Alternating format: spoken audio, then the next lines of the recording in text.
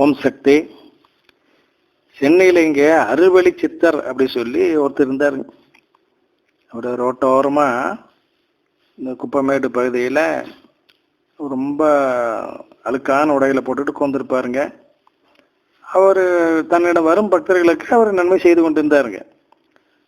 அம்மாகிட்ட வந்துட்டு இருந்த ஒரு பக்தர் போய் நம்ம அடிகளார் அம்மாவை பற்றி அவங்ககிட்ட கேட்குறாரு.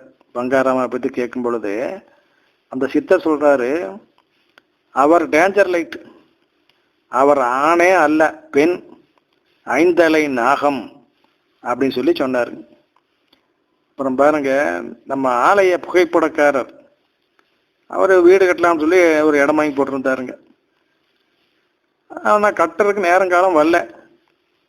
ஒன்றா அம்மா அவரை பார்த்து கேட்டாங்க, ஏன் நீ அந்த இடத்துல வீடு கட்டாமல் இருக்கிற, போய் கட்டு, நான் பார்த்துக்கிறேன் அப்படி சொல்லி அம்மா சொன்னாங்க. நானே அங்கே வந்து பார்த்து விட்டு வருகிறேன் அப்படின்னு சொல்லி அம்மா சொன்னாங்க. இவரு சரி அம்மா உத்தரவு கொடுத்துட்டாருங்களேன்னு சொல்லி வீடு கட்ட ஆரம்பிச்சிட்டாருங்க. வீடு பாதி வேலை முடிஞ்சிருச்சு.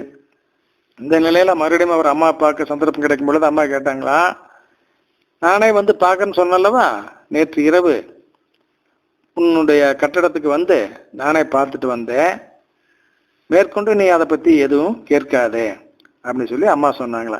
எப்படி பாருங்க, அம்மா வந்துங்க சொன்னால் சொன்னபடி செய்கிறாங்க. அதனால் நம்ம நம்பிக்கையோடு அம்மாவை வணங்கினால் போதும். உங்களுடைய வேண்டுதலை நிறைவேற்றுவதற்காகவே நான் அவதாரமாக வந்திருக்கிறேன். இதுதானுங்க அம்மாவனுடைய அருள்வாக்கு. ஓம் சக்தி.